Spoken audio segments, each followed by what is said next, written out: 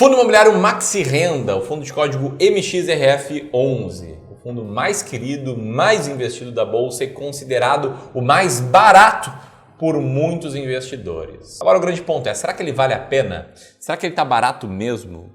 E os dividendos? Ou melhor, ponto mais importante, a gente está comprando ele? Sim ou não? E por quê? A gente vai ver tudo isso nesse vídeo. Se você é clubista, já deixa o like, você sabe que o vídeo vai ser bom. E seja você clubista ou não, comenta aqui o que você acha antes de assistir esse vídeo, sem ter o nosso viés do Maxi Renda.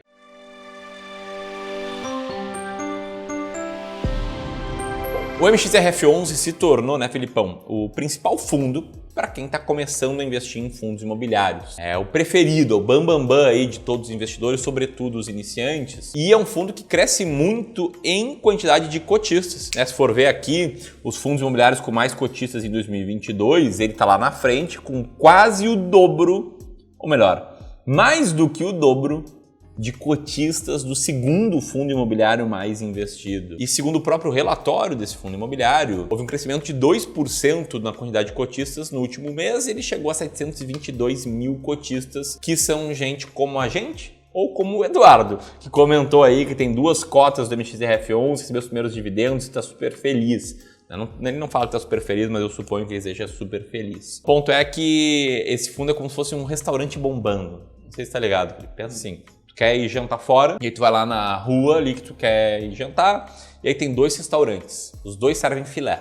Os 2 têm um chopp bom, um tá cheio e tem uma pequena fila de espera, né? Tá totalmente lotado, e o outro tá vazio, não tem ninguém. Tende a achar que o que tá cheio, que tem fila de espera, é melhor, né? Isso é um fenômeno chamado de prova social, e o MXRF11 tem muita prova social. Agora o grande ponto é, será que todos esses investidores estão acertando ao investir nesse fundo, acertando ao investir por esse motivo? Será que ele está barato? Conta aí, Felipe, que tu estava comentando dos comentários que tu andou lendo aí no nosso canal. Muito bom, Ramirão. É importante a gente lembrar que não é porque todo mundo está falando sobre alguma coisa que aquilo naturalmente vai se tornar o melhor de todos, né? Então, para a gente separar o que é viés, o que é realidade. E a gente precisa lembrar também que a cota desse fundo imobiliário, ela agora, quando a gente está gravando esse vídeo, ela está custando R$10,03. Então, quando o investidor olha de cara assim, parece realmente, nossa, R$10 é muito acessível, é muito barato. E é isso que torna o fundo tão queridinho assim. Como disse o Gil Daci aqui no comentário dos vídeos do Clube do Valor, por exemplo. Ele falou que o MXRF era o terceiro fundo imobiliário da carteira dele, só que ele vendeu todos os outros para comprar tudo de MXRF porque ele considerou o fundo mais barato da carteira dele. Além dele, teve um outro comentário aqui de um cara falando, mas aonde que esse RSCT, que é um outro fundo imobiliário, como é que ele tá barato, sendo que o MXRF está custando ali R$9,95, R$10 por cota, esse sim é muito barato. Então aqui a gente já vê um viés de considerar somente pelo valor da cota o fundo barato. Mas será que isso garante que o fundo está barato mesmo? E aí tem muita gente que vai nessa linha e acumula muitas cotas de fundo imobiliário também, como é o caso do Carlão. O Carlão falou que a meta dele é ter 50 mil cotas do fundo imobiliário MXRF até 2025. Mas será que vale a pena acumular tudo, essa quantidade inteira, só focada em número de cotas, em um fundo imobiliário só? E o que eu acabo vendo, Ramirão, é que o pessoal está confundindo um pouco o que é preço de cota com o que é valor de fato do fundo por trás do preço dessa cota. Não faz muito sentido você dizer que um fundo é mais barato do que outro só porque um tem um preço de cota de R$10 e o outro tem preço de cota de R$100. E aí, o que falta para a gente desenvolver essa análise é ter critérios mais claros. Critérios que digam, não, isso aqui sim eu posso dizer e avaliar para dizer se o fundo está barato. Mas não somente o preço. É isso que a gente vai ver aqui no vídeo de hoje. De outras palavras, né, o que diz se o fundo está barato ou não é se ele está descontado. Não se a cota dele é baixa, até porque senão o administrador do fundo poderia fazer a magia, né, de tornar o fundo barato. Pegaria o MXRF11, por exemplo, multiplicaria por 10 vezes a quantidade de cotas, aí dividiria por 10, né, o preço da cota, e ele passaria a ser cotado a R$1. É muito mais barato, né? Mas não é assim, você tem que ter um critério claro. A gente vai falar sobre isso, nossos critérios claros, mas antes vamos falar sobre a estrela desse vídeo, que é o próprio MXRF11. Vamos dar uma olhadinha aqui no que está por trás desse código, né? Porque por trás do código existe, né, um trabalho de gestão de um portfólio imobiliário, que nesse caso aqui é um portfólio que investe 75% da carteira em CRIs, né, certificados de recebíveis imobiliários, 15% em fundos imobiliários e os outros 10% estão entre permutas financeiras e caixa. Bom, a principal parte dele, CRIs, né, está dividido da seguinte forma: metade mais ou menos em crédito corporativo, 25% em residencial, né, em prédios comerciais, 20% em residencial, agora sim, e 33% em caixa. E na parte de fundos imobiliários, a carteira desse fundo imobiliário é meio concentradinha, né? Os principais fundos ali de código SPVJ11 e GTLG11, somados aí, eles têm quase 50% da carteira do fundo. Somado com o terceiro ali, soma mais de 50%, né? Embora ele tenha uma lista gigante de outros fundos que ele invista. Bom, outro ponto essencial para quem investe em fundos imobiliários, né, que está buscando o quê? Está buscando renda passiva, renda sem trabalhar e também, de certa forma, proteção contra a inflação.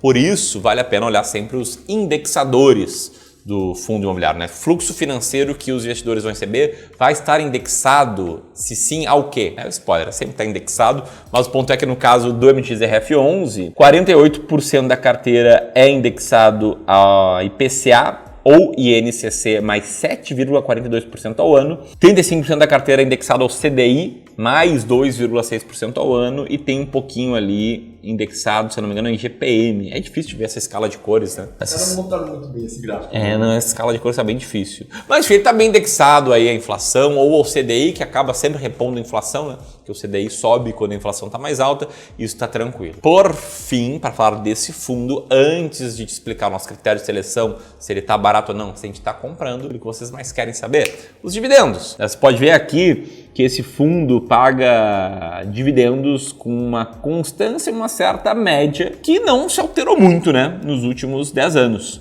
É muito próximo a 10 centavos por cota, com um dividend yield mensal que ficou ali sempre oscilando entre 0,9% e 1% ao mês. Nos últimos 12 meses, se você for olhar só a cota desse fundo, ele vai parecer que empatou, vai parecer que ficou no 0 a 0.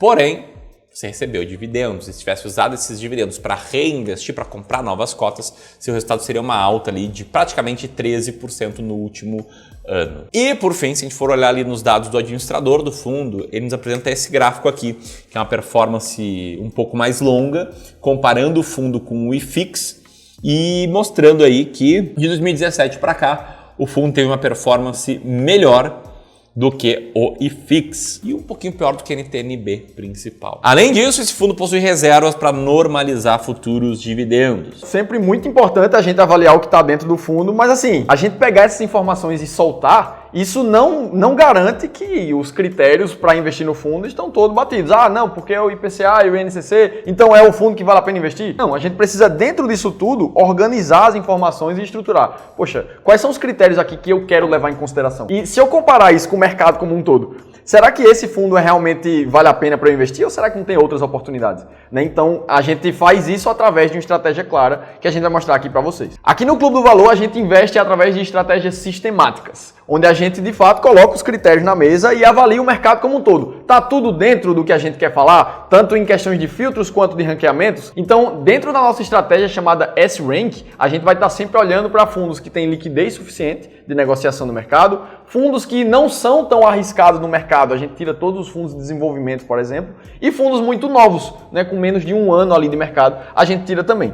Depois disso, o que sobra, a gente olha tanto os fundos que estão mais descontados, esses sim baratos em relação ao seu preço de valor patrimonial, e os fundos que estão pagando mais dividendos médios também. Com isso, a gente chega numa lista dos 15 fundos mais baratos e mais pagadores de dividendos da Bolsa, e esse sim a gente consegue comprar de forma muito mais segura. E essa estratégia entregou um bom resultado, como você consegue ver nesse gráfico aqui na tela, superando tanto o IFIX quanto o Ibovespa no histórico recente. E o ponto aqui é, tá? O que a gente quer fazer com essa estratégia sistematizada, né, que o Felipe trouxe, que é uma estratégia testada e que trouxe bons resultados, é acabar com a subjetividade para selecionar fundos imobiliários e garantir que a gente vai pensar tanto em preservação, ou seja, comprar fundos com uma baixa relação de preço para o valor patrimonial, quanto também em dividendos, que é o que importa para muitas pessoas que investem em fundos imobiliários, usando aí o melhor desses dois mundos. E se você quiser compreender melhor essa estratégia e, mais do que isso, conhecer 7 diferentes fundos imobiliários que passam na estratégia, ou seja,